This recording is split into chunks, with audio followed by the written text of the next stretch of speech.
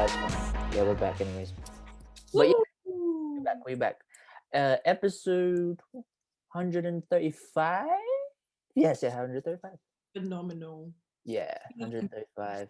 Yeah, this is because I did 134 and I dropped that yesterday. So literally, Happy New Year to everybody that'll be listening in, because this will be on it's the first week of New Year's of 2021.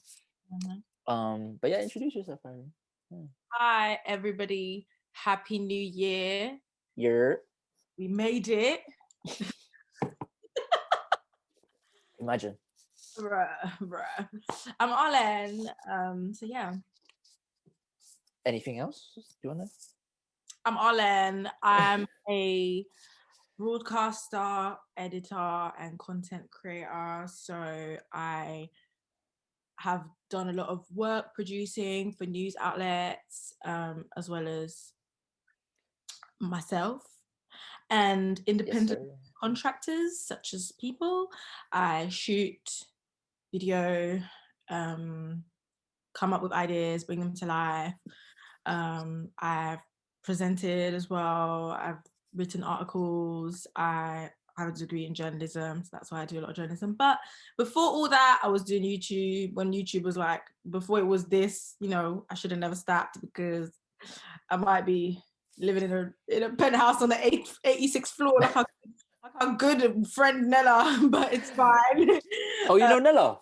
That wasn't no. She's I was about to say.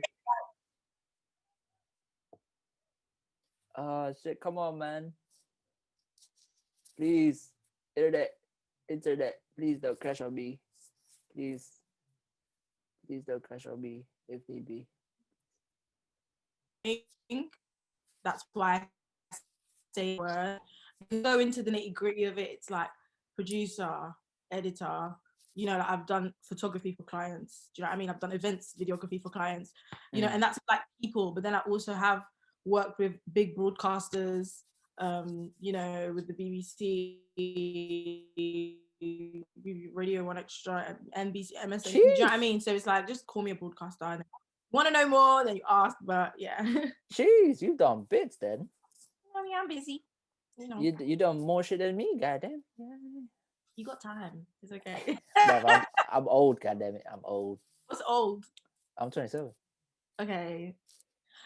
Darling, we're people of color. Like, we're not old until we're 95. Hey, Asian no raisin, you see it? Yeah, Asian no raisin. Black no crack in that. That's not even true. Okay, even at the funeral, when people of color die, it's like, he was so young. Like, he was 83. Like, how was he young? Like, we stay thinking we're young, so it's fine. Like, that's wild. But how did you get into like doing the TV stuff? Like whole producing and stuff like that, because I see obviously you did a lot of stuff, as you named, like BBC and 1 Extra and all that stuff. How did you get into that? Great question. Firstly, like, I put myself out there, so that's the one thing that literally is the reason why. Obviously I did do the traditional thing, go to uni, get a degree, get validated from like a educational institution, whatever. But pardon me, I'm drinking Copperberg. If I keep burping, it's busy. Okay, thank you. It's fine. Like, I know some people are super weird with burps and stuff. Like, no, you know why it's fine. You know why it's fine. We've been drinking ever since episode 1, so it's no big deal. Okay, cool. Just in case everyone's like, oh, yeah, dirty. But yeah, so I put myself out there. I started doing YouTube videos when I was like 17, 18. And I did a couple topics about things that were close to my heart: skin colorism, skin bleaching, my experience, like about different things. I would bring people on that I thought were inspiring. At one point, like, I brought people on in regards to like my faith, and people who had like nice testimonies and stuff. And other topics that I did video with my friends when we were all bald, like we all shaved off our hair, like not at the same time, we just all happened to be bald. And we were the 3 baldies on campus at uni. Like, people would be like, baldy 1, baldy 2, like baldy 2.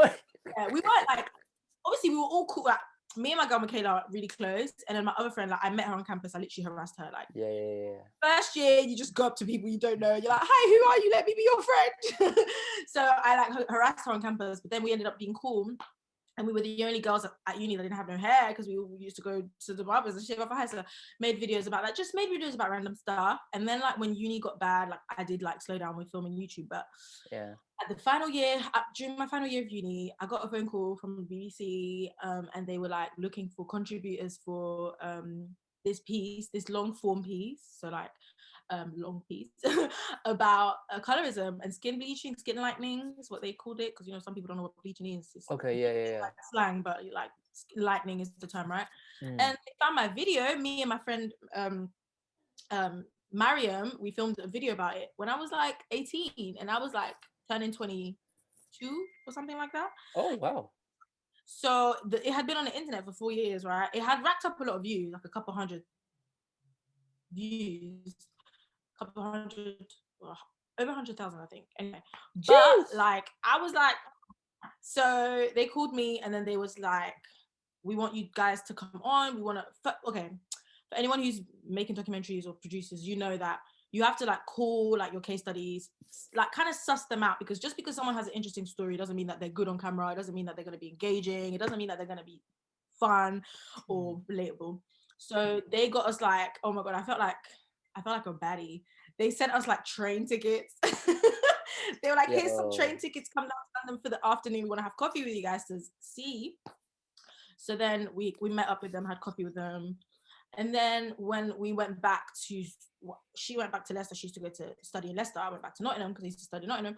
And then they were like, okay, like, we want you guys on the dock for an interview. So we was like, let's do an interview.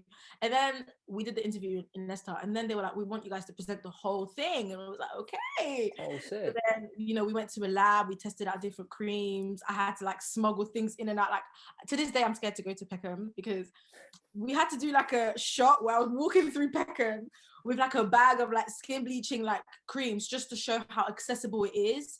And then like on another part of the doc is like we were in a lab to show how harmful to the skin these creams are, right?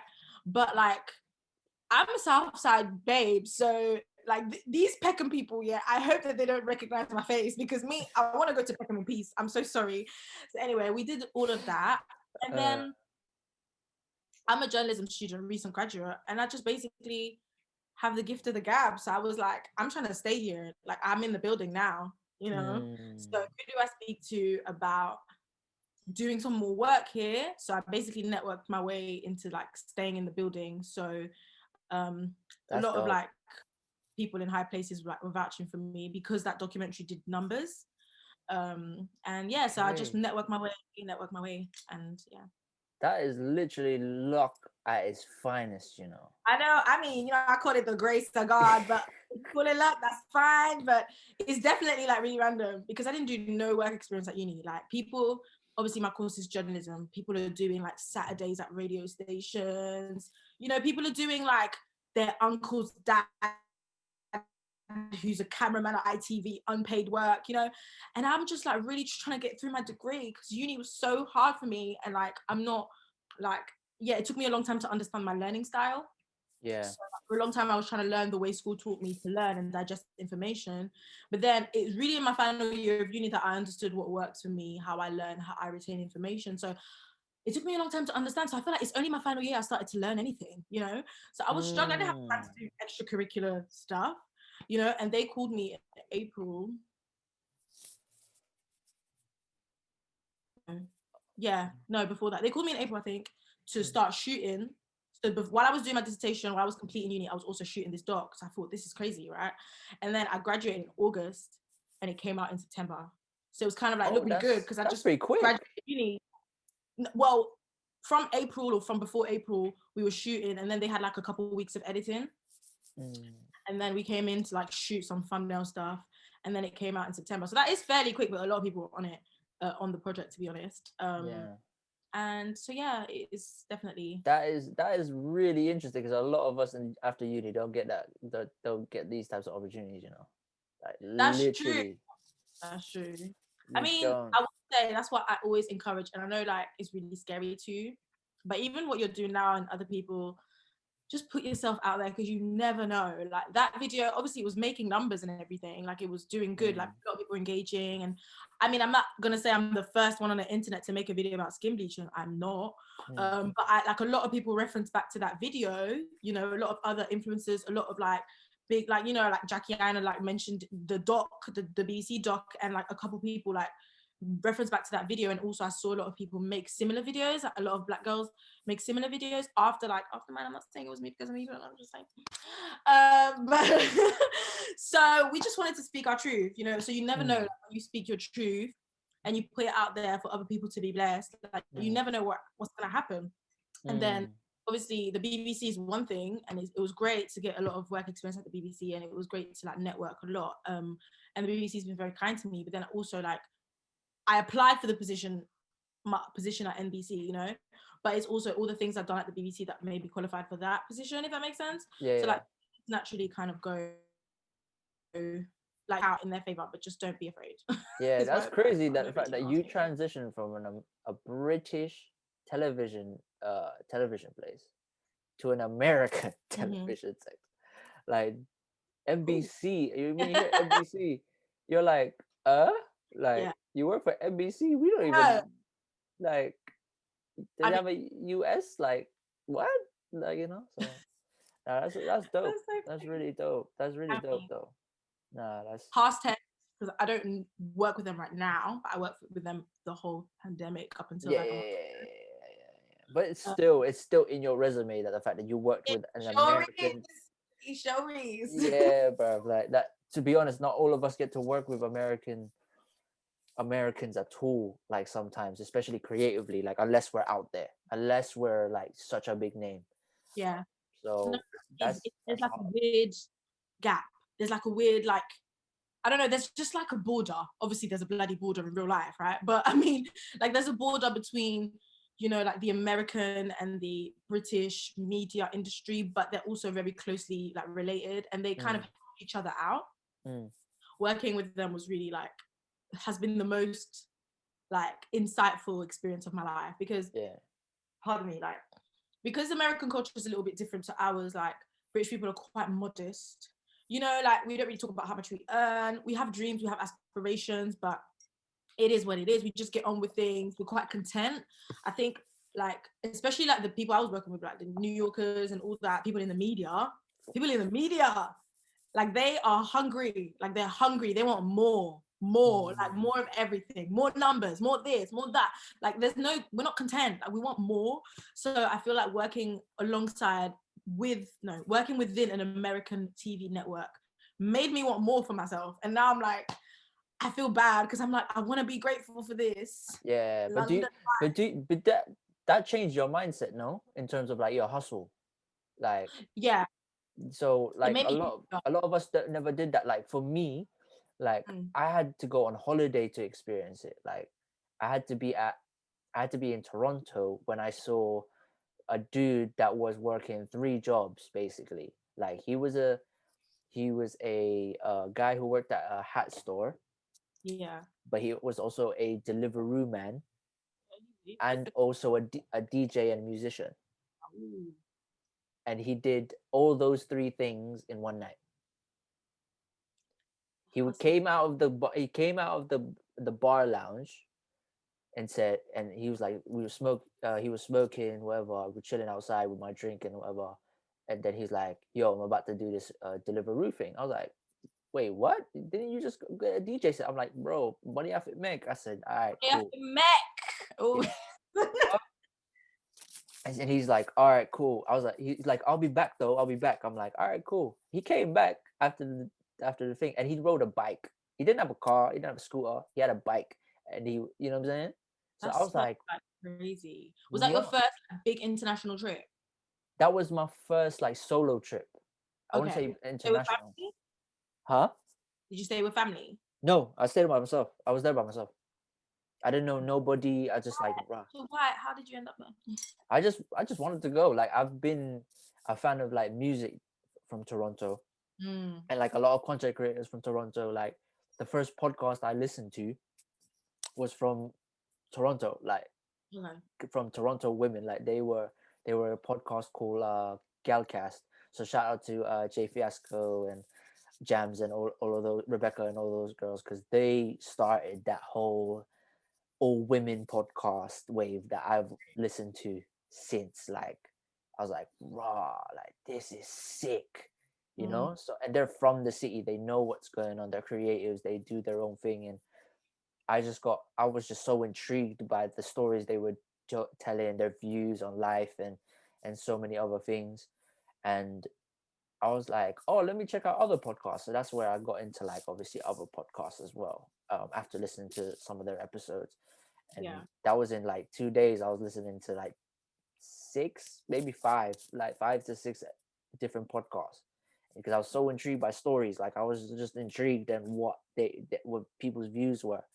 So that's where like Joe Budden and Extra Gravy, 3 Shots of Tequila, like there's not wasn't just girls, it was guys, and it was just a pure mix of everything, like from comedy to real life scenarios to views on life. So it was something intriguing to me for like a year or so. When did you start listening to podcasts? That was after uni, so around 2016. So it was 2016. So when I graduated, actually, I think. So that's interesting. I'm like the biggest complete like advocate for like travel. I just think it's more than just a holiday. Like, actually just like a shift in perspective. Like, I'm not trying to say our lives are insignificant, but in the grand scheme of things, like, we are like a speckle of dust in the wind, you know? 100%. So to go somewhere different and gain insight, like, it will have you really, it's like the more places you visit, I feel like it's kind of like our view of the world is kind of like, we have the opportunity for it to be like a full circle, or it can just be like, you know, like, I don't know, like, I wasn't great at maths, but I don't know, 80 degrees, 45, I don't 90, know, 90, 90, 90, 180. So depending on how many places you visit, or how many people you open up yourself to, because in London we have the privilege of having people come from other places, do you know what I mean? And you multicultural, right, and you can get their perspective of their country, even the fact that they're here and you're not going over there. So I'm definitely like, go and travel, get your life, go and learn, go be renewed, go be inspired. But that's definitely something that, like, I think that was part of my upbringing as well. Like, I just remember just like not, basically there wasn't a lot of limitations placed on me, in the sense where, one, even in relationships. So like growing up, there was a lot of people who looked there was a lot, basically it wasn't just Black people in our family, do you know what I mean? Like, there was like interracial relationships, and, you know, Black, Asian, white. So it kind of, I always knew, okay, well, these people can be close people too, do you know what I mean? Because some people in a lot of communities, it's kind of like, I'm gonna stay with me, you gonna stay with you, you feel me? So like, and even culturally, some people, they come from the same country, but even if you're from a different tribe, it's a no. I've noticed this as well, you know, like a lot of Yoruba men be like, I need a Yoruba woman. I need an Igbo man. I need an Igbo woman. No disrespect to my Nigerian people. Shout out to the Nigerian babes, but still. My business, child. Yeah, shout out to the Nigerian babes and that. Shout out to the man devs. But still, like, I've heard this and I've seen this, so I'm just saying. You know what I mean? And it's not just obviously it's not just a Nigerian thing. Like, I know this from a lot of my Asian friends, Arab friends, you know, other, you know, my people from other countries, West Africa, whatever, Central Africa. We want the same tribe situation. So I feel like that's kind of like, that was my first thing where I actually looked around and I thought, right, there's a white man here. Like, okay, so we just friends with them, huh? Like, and then, you know, like I moved to London from Paris when I was like, from France. I didn't live in Paris, let me not even lie. I lived in the suburbs, I lived in the hood. But yeah, I moved from the hoods of Southeast Paris to Southeast London. I'm a Southside babe, no matter where I go. But said, you know what? I'm gonna move from Paris to Lucian, bro. It wasn't Paris, guys. I'm telling you, Paris is. If you have you been to Paris? Yeah. Okay, so you Paris is road. Paris is road. It's ghetto. Okay, so when you see the roads, I said, what? Paris is. This is like similar to Philippines, blood. Like what? Like this is similar to Manila, bro. Like. They're in the trenches, bro. We in the trenches. Trust me, it can be very ghetto.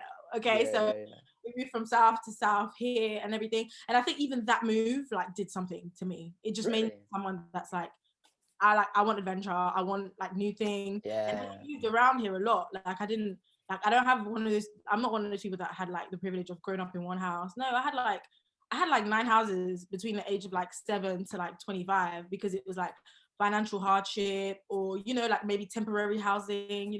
So I just kind of like got used to newness and now I seek it. Yeah, it's similar to me, low key, because ever since I was born until age of 10, maybe 11, 12, I was in 3 different countries. So imagine that, That's a like lot. as a young kid, like that's a lot. Like imagine Yeah. being born in the Philippines, raised in Emirates during your adolescence years, and then coming to the UK for the rest of your life. Wait, Emirates So the now, plane. The Emirates, as in like Kuwait, Dubai, around Right, those I just ends. had to double check. Yeah, UAE. Wow. But yeah, that's completely different. Like, That's a so lot. I've low key, it's kind of made me a bit more privileged that I got to travel young, because then when I notice certain things, I notice them very quickly. Mm-hmm. So a lot of us don't have that privilege, No. and I've noticed that when I speak to some of the man them from London, like Oh my god. certain men don't really get to live, don't even, Ends. bruv. I heard like there's people from Northwest London that have never been to Shoreditch, and it was the first time they've been to Shoreditch was after That's lockdown. ridiculous. Like, come on. Like Like, what? Like go to Shoreditch. Like, no, but like that's because of maybe what they hear from what's going on in East. Like yeah. there's certain things that when you go to certain areas, you don't want to go there because of maybe certain things in life and stuff like that. So I was like, raw, like, and it's maybe far to them. You never know, but um, yeah. So luckily enough, some of us are privileged. Some of No, us are privileged, really. So it's privilege. I recognize that. Definitely. yeah, I feel traveling. like Yeah, it's go. like me and my sister say this and I hope I don't sound snobby, but it's kind of like I feel like we had like working class like income but like middle class experiences, if that makes sense. So it's like as far as like languages, traveling, food, do you know what I mean? Like I always just was into certain things or wanted to eat certain things or wanted to go certain, and to some of my friends it was like, you feel me, but it's like I don't know, I was just introduced to those things, do you know what I mean? Like my mum's siblings, my mum's the oldest, and all her younger siblings, a lot of them worked in like gourmet food industry or whatever. So they bring home like really interesting foods for us to have like during Christmas and during, do you know what I mean? So I had little nuggets of like other cultures and worldwide different Mm, traditions and all that.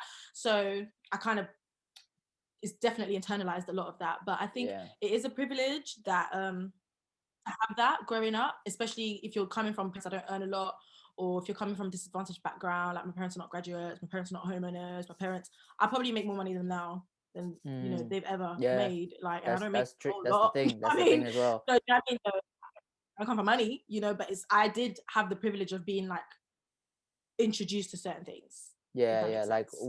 we as a generation, when this generation that we are in, especially, have Mm, literally when we born in our own country and then moved here, we've mm, seen a transition and we get to have a different mindset as well. And yeah, when we have a privilege to travel as well, that changes a lot of things as well. Especially if you imagine if you worked at 16 and you had a bit of money, and then you like the man them are like, yo, 18, let's go Ibiza and Greece and all these places for a lad's holiday. yeah. That changes what you see in life. So Mm. but I wouldn't, just as me personally, I don't like going to them places because just not my thing. I like, it's not my thing, like going to these party You don't love places. a party holiday, relax. I've never been to one. You don't want um a sambuca on the beach. nah, I'm not gonna lie, no. Unless I'm Where have you going been? countries. I've been in Europe, Barcelona, Portugal, Berlin, Ghent, Brussels, Oh, I want to go Rotterdam. Berlin so bad. Berlin's lit. Rotterdam. Rotterdam, Brussels. Uh, I want to go Obviously, Sweden. I haven't gone Sweden yet. Is Stockholm in Sweden? Yes, you are right. Yes, you're fine. Sometimes it gets confusing, you know. I'm trying. I want to go. I haven't been damn yet. Like Amsterdam. Oh my god, you're gonna love it. I haven't been Amsterdam yet, and I It's wanted to go this year. I wanted to go. I'm going. I don't care what anyone says. I have to go. They I'm not close the gonna. borders, I'm gonna swim. I'm not Like, gonna lie. I'm not gonna lie. Next year when they lift up certain things, yeah, I might have to touch Dubai by myself, Lowkey. guys, this is the thing. I'm not a fan of Dubai. Like, I'm Why? Dubai babe, but I will go to Dubai right now in this very moment because it's the only place that's letting us in. And the sun and there's sand and there's good food, you know. But I'm not like, this is the thing. I just don't like Dubai. I just feel like it's just not me. I don't vibe with it, and I don't want to like talk bad on it because I'm sure that you know some people vibe with it. But it's just, to me, when I see people go to Dubai, people really are stunting. Like, they want to show their wealth and they want to show how much they're earning, and they want to like take a picture on the beach with their Gucci flip flops. And that's just not me, if that makes sense. Like, I'm one of them people on holiday. I don't want to wear makeup, bro. Like, I want to, like, unless it's a night out, you know, when you have a couple Yeah. nights out, like, do you know what I mean? Go to a little something, you know. But that's just not me. I'm definitely more of like my favorite trip ever was definitely my, oh god, people are sick of me talking about this trip. I'm so, I don't know. I know you don't know, but I just want to apologize to my friends and family in advance because they've had enough. And this was like 3 years ago. But anyway, Thailand 2017, guys. Oh my god. Like, to me, it was just everything, because it was like culture, it was nature, it was like authenticity, and like I just want to be wearing like £1 flip-flops. And I'm not saying you can't do that in Dubai. You can go to Dubai and still do you. Do you know what I mean? You don't have to go to Dubai and stunt. But I'm just not loving the culture. And I'm also not like a nightclub babe. Like, I'm definitely more of like a house party babe. Maybe like the odd bar, or like, you know, but that couple days I spent in on the island in Koh, you know, with the nature, with the geckos, and with Man said the geckos. I'm dead. Yes, there was a gecko in our room and we couldn't find it, so we just let it live. We just let Yeah. it be. So yeah, that's definitely more of my kind of trip, because I like more culture and nature, and like just like a slow pace, and not everything is for image. Obviously, like, I'm gonna take pictures on the beach for the gram, of course, but like not sure. This is the thing. This is why I would go to Dubai. Yeah. Positive. Or like, they have indoor stuff. You can do water sports. You can have dinner in the sky. I've watched a lot of Dubai vlogs, and I'd like to go for those reasons. Good food. They have phenomenal restaurants. I love a hotel. That's like a treat to me. Like, Airbnb, if we're on a budget, let's get an Airbnb. But if there's money for a hotel, let's get a hotel, because I want someone to clean my bed when I leave. And I love a nice hotel. They have the best hotels, right? And where is this in Dubai? Dubai. I'm trying to be positive here. Okay? Yeah. So these are the reasons why I go to Dubai. Obviously, sun, the sand. I love the beach. It's my favorite place in the world. So I would go to Dubai for those reasons. And I would go. I'm sure I'm going to go one day, but I'm definitely not like, oh my god, top destination. No, it's not Dubai. Like, at this point, it's definitely the Maldives. Like, please hit me. Please. Oh, if you catch me in the Maldives alone, mind your business, fam. What? I mean, that's a few bags, you know. That's a few £1,000, you know. Lowkey. If you catch me in the Maldives, don't ask me how I got there. Just be happy for me. It doesn't matter who paid. It doesn't matter how I acquired the funds. Just be happy for me, please. God. But yeah, like Maldives, I want to go Jamaica, Lowkey, just to kind of experience it. Like, every time my Jamaican friends are like, yo, if you come to Jamaica, you'll enjoy it still. And I'm like, I know. They don't want the Jamaica, because they go to Jamaica so much. Yeah. So I'm like, guys, I want to go to Jamaica. They're like, no, I went last time. But it's like, I want to go. I want to go, bruv. I want to know where I'm going, guys. Like, I don't know what I'm saying. But no, like, what was it? Because obviously, I don't live in London right now anymore. I used to live there, but I live in Bristol. Wow. Oh, Bristol's nice. My friend lives there. Yeah. Leandra. Who? My friend Leandra. Oh, shout out to her. She's Jamaican. Speaking of Jamaica, if she's about, still let me know, because This is like, lonely in these streets, cuz. oh, I'm sorry, But yeah, child.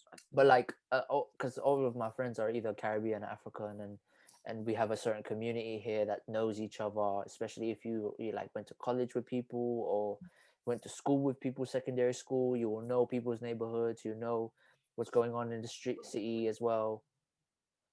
So it's completely different. So that's why probably. Did you go from London to Bristol, or was you always in Bristol? Yeah, so when I first came to the UK, I was in London, Okay. and then straight to West Sussex, Okay. and then it was London was a super short time, and then yeah, from West Sussex was there for primary school, and then secondary school onwards was Bristol. So I have not left Bristol in terms of academics, um, all throughout the time due to maybe due to probably finances as well as for this for the course I studied and stuff like that. It was a bit more better here Yeah. by privilege. So by luck as well. So yeah, but luckily enough, I got to travel. Like I go London, like because I have money now. We thank God, Jesus. Like I can go to I London a lot. You can't. know, I'll be able to get a hotel for the night or 2 nights depending on how I feel. Okay, cheeky little Premier in, get in. Nah, I don't mess with Premier like that, low key. That's the one thing. He's like, nice, the Give Hilton me, for me. give me maybe the Montcalm or Oh, oh, give me the Shard, you got Shard money. You got nah, the Shard is a bit whoa. it's a little bit. You might see me in the Hoxton sometimes. Look, Okay, the Hudson is the vibe. you might see me in the in the K West or the Okay, Z Hotel sometimes. okay, You know, Z Hotel's the cheapest I can find in my head right now.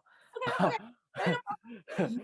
But I haven't used Premiere in a while actually. Shit, I need to think about that. But no, like it's a privilege that I have money and I'm working and stuff like that as well. So I get He's to putting it experience. out there, ladies. He has money. Yes, go on. I work. Yes, I have a 9 to 5.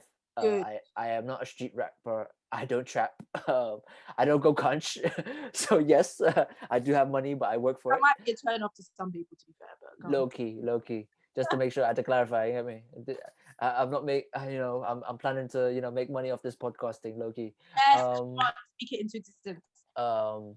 But yeah, there's certain things that we are very privileged to do, and I'm privileged all the time. But we have to be wary because these times, bruv. Jesus Christ. It's tight. I'm not gonna lie. I've been to Bristol a couple times because my girl moved out there and now she's expecting, so I'm probably gonna be there soon, to be honest. But um, it's nice. It's We all had right. like a girls like weekend where Have you come here for like carnival and stuff like that? no, I didn't. I only went. I did a girls' weekend with my girls, so we did like a bar crawl, which wasn't the best bar crawl I've ever. Well, to be honest, I've never ever been on a bar crawl. I really don't know what to expect from a bar crawl. Yeah. But we started off at Turtle Bay, obviously. Well, Gloucester Road. Yeah, the big one. Jeez, the big jump. Yeah, Yeah, yeah, yeah. Was it wait. The big road or like near the big one. fountains? Like right, it's next to the trams or next to the buses. Like it's like a big Turtle Bay. Next to the But they do trams. cocktails and it's buy one get one free. So Yeah, it's after what 7 p.m., 8 p.m., maybe 9. I'm not sure. like 10. And then we went to some gay bar and then we went to Oh, some I know the gay bar you're talking about. I know it's the like one gay underneath a bar. little bridge. It was like I looked so straight in there, like they were looking at me like, "So you lost." Yeah, I know which one you're talking about. The only reason I know that what you're talking about because there's a club next, like opposite it. Yes, there's like two. There's like, oh, you're a Bristoler, aren't you, mate? And the O2 Academy is around the corner. I know them. I know them sites. Yeah, I know them sites. And then we went to some club that was playing. We just heard outside they were playing they were playing Blackish music. So we was like, let's go. And we went in and we kind of stayed there for the rest of the night to random selfie with this security guard, and we was just dancing and stuff. It was nice. It was a nice weekend away, and we actually tried to plan like a spa, like baby shower for her. So we was looking at spas in Bristol and everything. Yeah. And they shut everything down again. So yeah, they shut down everything, innit? So. but Leandra, you heard it first. Me and Ashley were planning a surprise spa baby shower for you, and then they shut down the world. And then I had to spend my money on other things, but that happened. Make sure she posts the episode so she hears this because Yes. Well, I'm gonna need just the views, goddammit. listen to this. Nah, like Bristol has its perks. Like we don't if you have a good community and stuff like that, good peoples, I think you'll be fine. Carnival is the way forward if you want to come Bristol, because obviously even though it's only one day, we make Mm-hmm. most of it. True. um it's from on a Saturday as well, so on a Sunday just make sure you got the day off and no working. um Yeah. and you can literally you can pull up late around 5 p.m. and party till 12, like maybe even one, depending on on the hood, on the feds. Is how safe is Carnival in It's not bad, Bristol? it's pretty Because safe. Like we don't I stopped coming to the London one. yeah, like London, like this past last year, Mm, it's St. Paul's was better. Like Bristol was better just because everyone was just vibes in. No one was beefing. No one was on this. Like you would see people that you wouldn't see on a regular basis, especially on because what you can do in Bristol is that in Bristol Carnival, especially, you can go around the city, get your food, experience what's the vibe saying, go to the certain places in the city, or in the town anyway, and just see a vibes. You know what I'm saying? See some performances, whatever.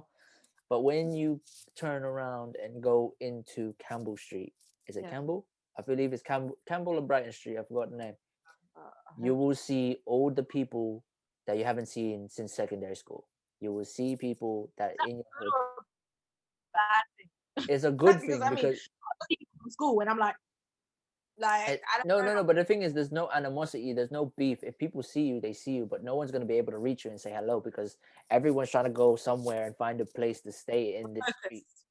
Mm, Yeah, because this street is so busy, you will not see that many white people.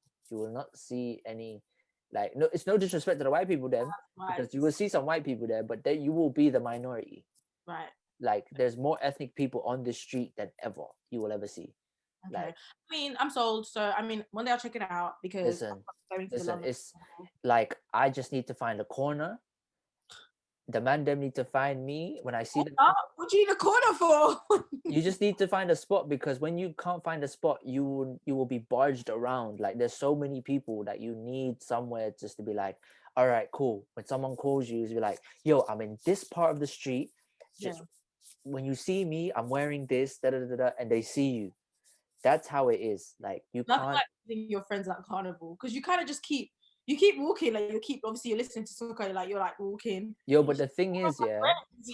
But the I'm with thing is, everybody, but you're but the still thing, vibing with everyone. but the thing is, we in this street, yeah, you'll hear all the so-called urban music. Like you will Right. hear the bashment, you will hear the soca, you will hear the Afro beats, you will hear the R&B, hip hop, and you will hear this until until the feds say lock it off. Like that's how it is. Oh, So, yeah. and that's This day, usually I was like running around. I was running around the UK, winding up on people's sons. Like times have changed. Like I'm now. Like no, that other other like retired A girls stand up. Like this is for you. Like to all the girls that retired A girls. yes, Oh my I'm days. a retired A girl. I'm tired. I'm not Like gonna lie, that might have to be the title. That is incredible. what? This guy's like, what about your journalism? No, retired A girl. That's a bit of me. Retired A girls That's in me. 2021. That is gonna be the title. We we started to adult.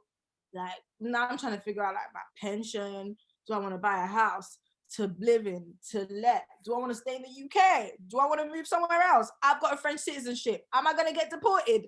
There's just so much to think about. There's no time to be an A girl, and I just used to hype everybody up, make friends with girls in the toilet.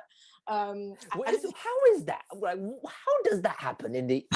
Like, I'm so curious, yeah. And how does that happen in the clubs and stuff like that? Like, so we're drunk, right? We're drunk and we all go to the toilet. For the most part, toilets don't smell of like poo, but sometimes they do, right? But anyways, we're all in toilet, and then it's just something about the liquor that has girls like, you're so gorgeous, babe. And you know what? I have to give a shout out to the white girls because that is something that white girls are like, they always lead. Like, I'm not saying I've never said it to a girl. Of course I have. Like, of course, women yeah. are so beautiful, but white girls will always be like, babe, you are so gorgeous. Like they'll be off their face like, you are so gorgeous. I'll be like, thank you so much. And then they'll be like, oh my God, where'd you get your lashes from? Oh, your hair is so, honestly, you're the most beautiful girl I've ever seen in my life. Like, and it's just basically, we just go back and forth. Rarely does it actually become a real friendship, but in that moment it was. And that's what matters. So yeah, the man them can't do that still. Man them will be like, yo, you finished with that? You should finish with the toilet. I said that. Alright, cool. I just still Take a can't believe piss. you guys just wee in front of each other, like with your things out. That's a bit weird to me. Nah, we don't look at. Wait, whoa, we don't look at it. You can Like see the that's corner, really weird if you're looking at it. That's really weird. but can you not see? Huh? Can you not see it at the corner of your eye? Like, No, man, them don't do that, bruv. We look towards the wall. why? Right? That's hella weird. I would be curious. I'd be like, Because you're a woman. A man don't, bruv. Are you mad? because it's like all these like it's just out, like they're just out here, like anyway. But Man yeah, said cock in guys hand are for weird no. with making friends. Man said cock in hand Twitter for no reason, you know. Mazine. No, I mean I'm not trying to run into a I'm just saying, to me, that's just crazy. Like we have cubicles. Yeah, We have cubicles. that's the thing. We have one thing where we stand up, cool, but and we got like at least 2 or 3 cubicles where people either try to People that shit do. or, Yeah. or pee, because some people use that to pee as well, and they're like, fam, I don't want people seeing my, you know what I'm saying? People are insecure about that shit. But nah, I'm always curious, like, why do women go to the toilet not by themselves? Like, I've been curious about that for years.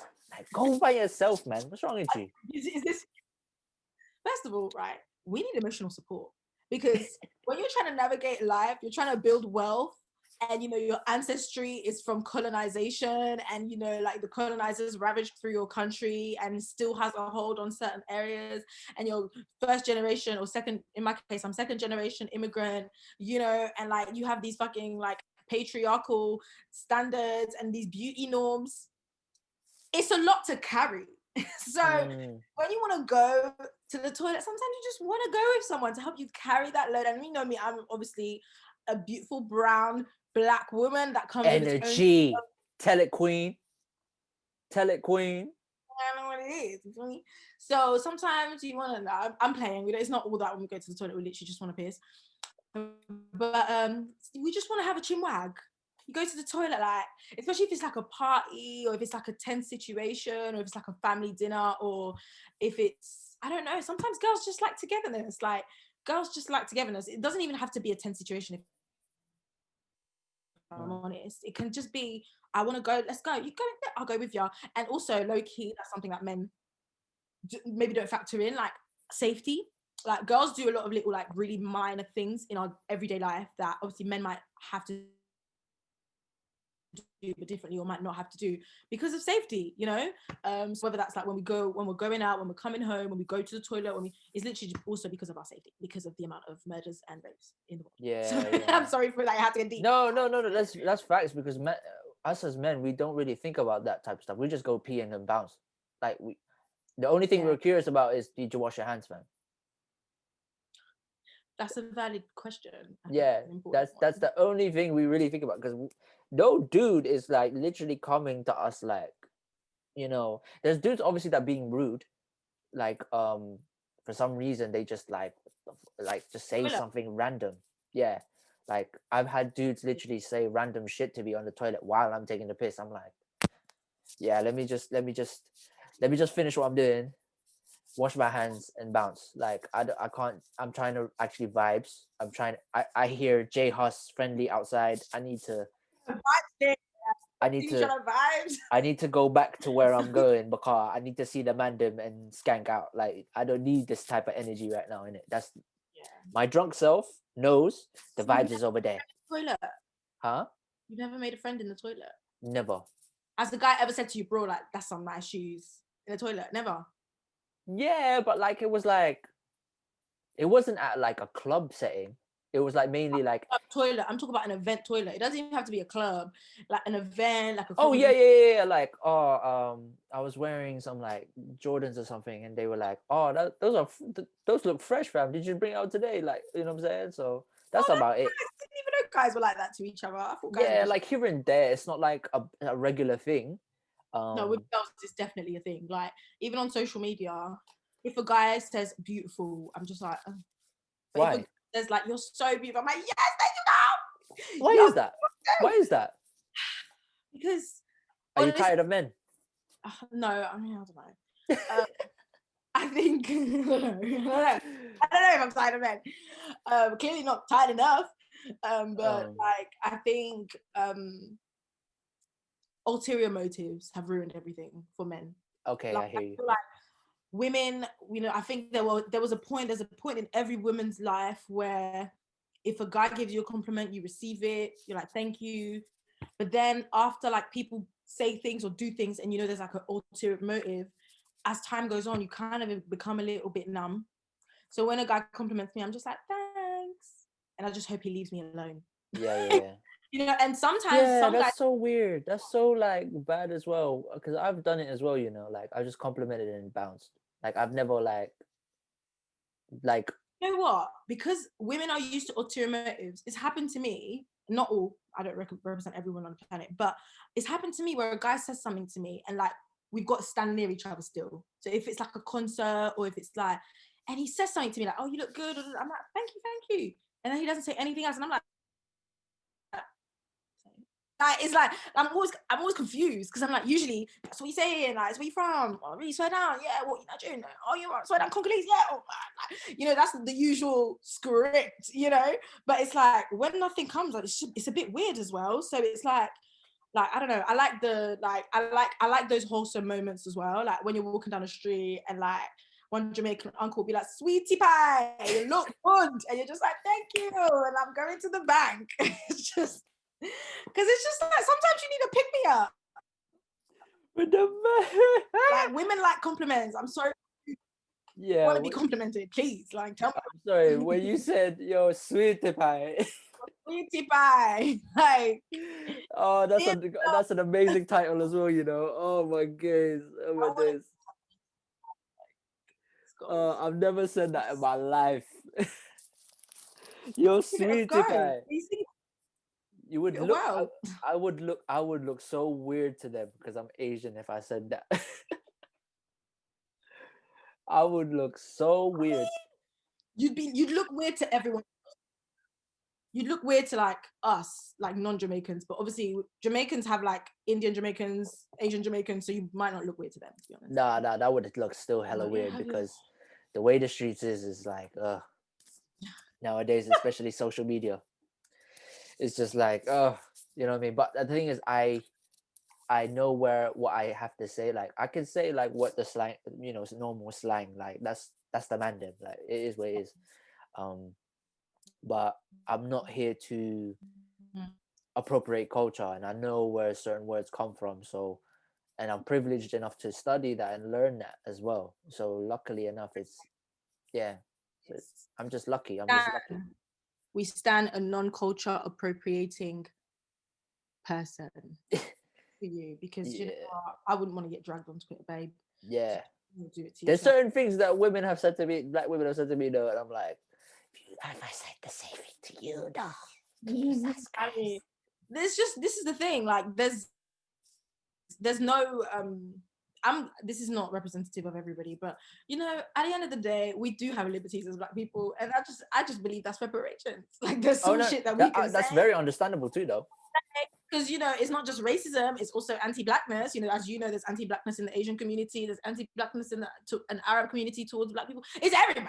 So it's reparations. Yes, there's some things that a black person can say that you can't say. It is what it is. It is what it is at the end of the day, because what we went through. That's my theory. And you just have to respect boundaries as well. I think a lot of people that like myself, who are privileged enough to be around black people in the terms of like being friends with them and learning certain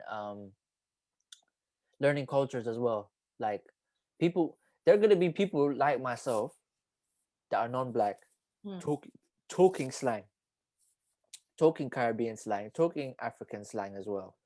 And we as those people have to be very careful, because we should not be those people that are on the other side. We have to be supporters of this side that we are actually privileged to be in, because at the end of the day, culture in this country, culture was created by what's been going on since time. Yep. Black people have created such a strong culture here. Ethnic people have created a strong culture here. It's there's no way you cannot support this culture at all, whether it be that whether it be a black person, an Asian person, a Muslim person. This culture this British culture that we always say is created by those people. It's not many ways. Well, at the end of the day, when it comes down to cultural appropriation, be respectful and give people the credit that they do, and just like stay clear of certain things if you feel like, if people have expressed that it might become offensive. And also don't ask the people, like, don't ask people, maybe ask one, like if it's a friend, but don't, like, this Google is free and black people are sick of explaining things. So at the end of the day, like, and like, culture is not a race thing, culture is like a culture thing, right? So I'm Congolese, right? And there's certain things in my culture that are a certain way, and I have a lot of Caribbean people around me, Ghana, Sierra Leone, Nigeria, and all that. And sometimes I might use their slang, but I have to ask, am I saying it right? And sometimes I just won't say it because Yeah. I say it wrong. But always stay respectful, always giving credit. That's the main thing that people have been frustrated when they see things in the media. It's like, kid, I don't know, I'm making this up, kid cuddy braids or whatever. Like, when that's Fulani braids, like that's African braids. Like, I remember when I was younger. Is it like the Bantu knots and stuff like that? Yeah. Knots and just stuff like that. I remember like arguing with somebody on Twitter back in the day when I wasted time arguing with strangers on Twitter, and someone was like, I said something about braids and how like braids are like African heritage. Like, it's frustrating that it doesn't get the credit that is due. And then someone who was under like an alias, like a fake Twitter account, like whether you can't identify, was like, yeah, burner account, thank you, was like, oh no, like braids are like of European descent. People used to wear braids in the Victorian times. And I was like, okay, this is the thing, right? Yes, people did wear braids in the Victorian times, but like, you just have to like just be researched, and also always be open to like questioning your own knowledge. Like, is this right? This knowledge that I have, where's it from? Are there other sources that may oppose this theory that I have? Just because, like, at the end of the day, there's so much we don't know.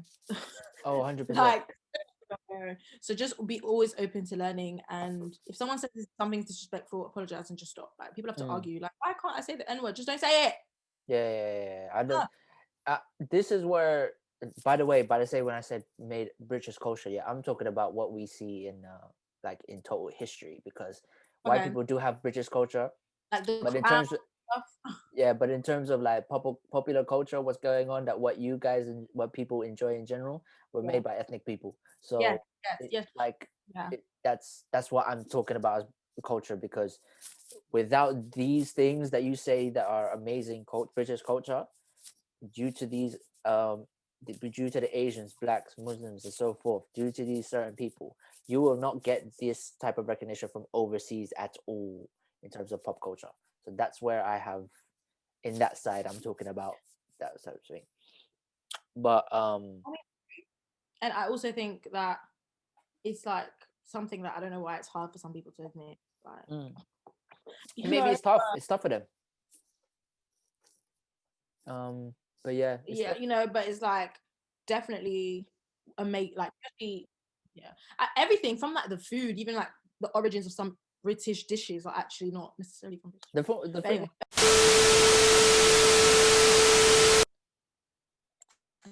But yeah, we're back. The power of the RLN. Yeah, we're back. But yeah, obviously people don't know how we met at Clubhouse. We did. Which is the weirdest thing. Yeah. Obviously Clubhouse has been like, it's laced with crack. Lowkey. As I said before, it is laced with crack. How's your experience been with it, with the app in general? Because I don't know how long you've had it.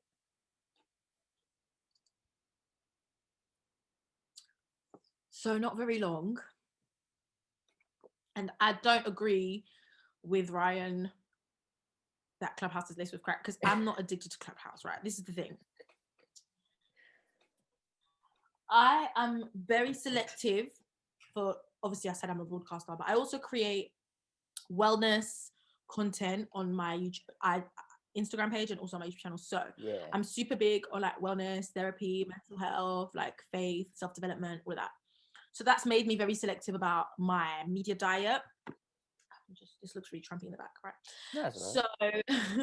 so I'm really, really like selective about the people I listen to. Like I have the podcast that I listen to weekly, like the people that I go to for different things. Like I vetted them. They're reliable, they're trusting, they're not going to say stupid stuff. If they say stupid stuff, then, you know, whatever. So Clubhouse is kind of like a live podcast, which is wavy because I love podcasts. But it's people that I don't know, I've not vetted, I don't trust. And like, because obviously social media has given us this amazing platform, I think it's not by force to share your opinion on everything like you feel, and you know, like just impose your opinion on other people and stuff. That's something that, because of social media, people do a lot. So Clubhouse is not been, also the reason why I got introduced to the app is because of Twitter, because you can't write on Clubhouse, people go and tweet what's happening on Clubhouse, right? And they were talking about some guy who made a room degrading a black woman, all that. So that wasn't a great introduction to the app, because I'm over here like black women worldwide minding their business, okay? And people want to like make room, friends on the app who say good things. Obviously, we was in the app with Rachel. Shout out to the UK Afrolista, Rachel. Yeah, big up Rachel. And you know, that's the homie for real. Like she's an OG, man. She's one always. So you know, like, yeah, like I, you know, that night I went on the app and all that, and if you heard me in the call, like I was asking a lot of questions about the app, because I was like, I've not really been feeling the app. I followed a couple celebrities because I was a bit bored. I followed Joe Budden, and I followed like, you know, I jumped into like a room with Soulja Boy and Meek Mill, and I was like, oh my God, like what's all this? Yeah. So it's just a bit weird to me, but I think I'm gonna use it and leverage it, because I enjoyed communicating, networking. I love that we've done this from that conversation, from that room. I think that's way easy. So I think I'm gonna like utilize it, because I think there's a lot of good in the app. There's a lot of fantastic things, and there's a lot of good fruit that can be like, that can come from that app. It's just unfortunate that negative stuff sometimes takes the limelight. Yeah. But there's so many, like, there's too many negative stuff for the past like 2 weeks that I could talk about, and I'm like, I'm just baiting into it, like and we're in a pandemic. We're in a pacurumo. panoramic. We're in a pina colada, and like you're on top of the global pandemic, on top of the recession, baby, on top of, you know, all these things. There's people in China in camps. On top of all these things, there's Indian farmers protesting. Do you know what I mean? Like this, you know, and so on top of all these things, we now want to go and just have these toxic conversations. Yeah. Are you not tired? At this point, it has to be a trauma bond. It has to be bondage. Because I'm all for having difficult conversations. They're needed in order for growth. Difficult conversations are a vital part of life. And if you not have difficult, uncomfortable conversations with yourself or with other people in a long time, then you're probably not growing as a person. Yeah, what I've noticed as well in this app is that there are actual people that egos are so delicate and very much they're not able to have an actual conversation, like, and able to learn from people. And like I've literally been in a room where black women are trying to tell a man that they are very scared of how men view manhood, like how they detail manhood, like what is manhood in general. And I'm not bashing the guy on his views, but it was just like, for when I said about my views, because I'm in different culture, obviously everyone else was of African descent or Jamaican descent, and I was like, it's almost similar to what the men have said, like more providing roof over your head, take care of the children, a lot of almost materialistic things, just and making sure happy and making your family happy in some sense. They were said they were scared because of the fact that there was no conversation of emotional intelligence. There was never a conversation of how to treat people the way you want to be treated. There was no other conversations such